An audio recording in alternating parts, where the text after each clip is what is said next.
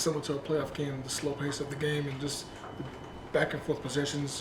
What was your vantage point on how you guys handled that in the game the last 5 minutes? Last 5 minutes was decent. I think earlier in the game, too many turnovers. We were guarding really well, obviously, to hold them to 97, and guarding well in the half court, but the turnovers, 14 in the second quarter and a 34-point quarter there, let them back in it when we built the lead, and then some poor shot selection when we got another 8-point lead in the third quarter. So just got to be a little smarter with our shot selection and taking care of the ball, being strong with it there, and try to extend that when we get to 7, 8, 9.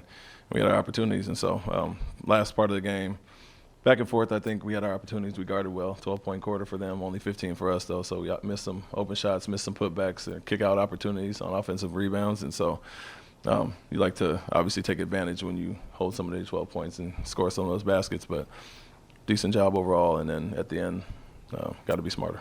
Even with all those missed opportunities you just mentioned, you guys were able to kind of foul when you wanted to foul, for the most part. Didn't give away the shooting foul at the end on Lillard. Are you happy with kind of in those situations the decision making? No, not really. Overall, we had two. We had one to give before they go to the line, and so the first Lillard pass to Antetokounmpo for the dunk, he took 2 dribbles. We got a foul immediately. So he didn't go into a shot. He wasn't looking to shoot. So we got to take that first one right on the catch, and then you have a chance to do it again and send him to the line. So we knew that. Made it closer than it should have been anyway, and with the dunk, and then obviously the turnover. You get across half court with 12 seconds on the clock with the 3-point lead. You got to hold the ball, not look to shoot, probably not even pass it, and let alone no look behind the head pass. Antetokounmpo obviously shoots a lot of free throws anyway. He was shooting them really well early on in the game. From a strategic standpoint, is that something that you guys kind of prefer? Is him at the line earning it, or are you more so trying to guard without fouling? No, guard without fouling for sure. He has his biggest games. He's high free throw numbers, and he's 55% or whatever it is, I think. So he's going to make him miss some, but prefer to guard without fouling. Show a crowd and not let him get downhill like he was at times. And I think our guys did a decent job on the post ups and all that. And we had some loose balls. We could have got some defensive rebounds, but no, you'd like to keep him off the line. And he's a guy that gets a lot, obviously, and 12 is, I guess, a decent number for him. He shoots about 10 a game, so we'd like to guard without fouling a little bit better. In regards to the decision making, how much easier is it to have that conversation with LP after the game and a win versus maybe if it had went the other way? And then what do you say to him after a turnover like that? Well, there's still time on the clock, so put it behind you and finish. And the thing that was impressive about him was he had a great contest on Lillard at the end after the jump ball. You got to move on and learn from that. We showed the team the last probably 30 seconds just now and went over every situation there, the non-fouls, obviously that pass, and then he made up for it.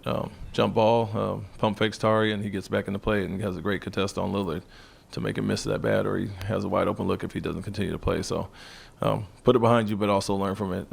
That's a chance, and those things can come back to bite you, obviously, with standings and playoff implications down the line to give away a game like that. And so, guys had to laugh about it, but some guys also let them know it's not funny just because you win. You said you wanted to get back to playing physical, aggressive. Do you feel like you made strides in that area tonight? Yeah, absolutely. I think from the start you saw it. You felt it there. Obviously, 12-point fourth quarter as well.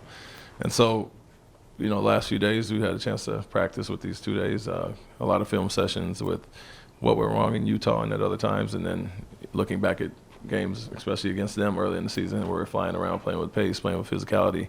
We wanted to get back to that, and I think we did for the most part early. And, other than the turnovers that let them back in the game, we finished the game with some good defense as well.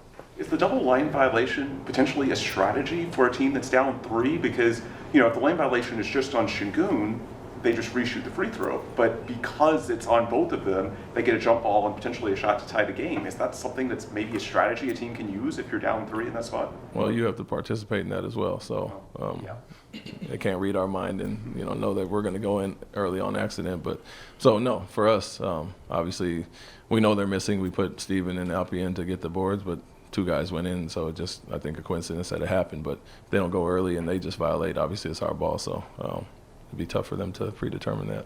Because there were a few times where you guys had a wall for Giannis, but there were others where you were confident in having guys in single coverage. How is that mentality and trusting guys to take on a matchup that difficult? Yeah, it's transition versus, isolations. And so when he has a head of steam coming down, full steam ahead, I mean, he's one of the best in the league. So you want to sprint back, show that crowd, show the bodies, and obviously get out the shooters from there. But anything on the post, anything on the elbows, something we worked on, our physicality and not letting them get too deep and point of contact being a little bit higher. And I think our guys, guarded decent in those situations. He got some spin-offs, and obviously the foul on our man stands out as far as that. But when he doesn't have a head of steam, we're confident in all our big guards and wings kind of standing him up. In games like this, every possession matters, and moving forward, of course, they will. And how much does Tari show up as far as with some of the extra possessions he gives, whether it's the offense rebounding or just tipping it out to teammates to give you guys extra possessions? Yeah, that's what he always does, and this game is no different.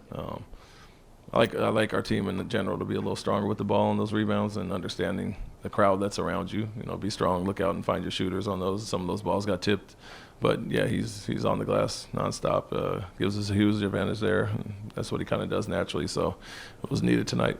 You played 9 guys in the first quarter, went pretty deep there at times into your bench. Why was that the move, and what specifically were you looking for in mixing and matching those lineups? Back-to-back, giving guys shorter stints tonight.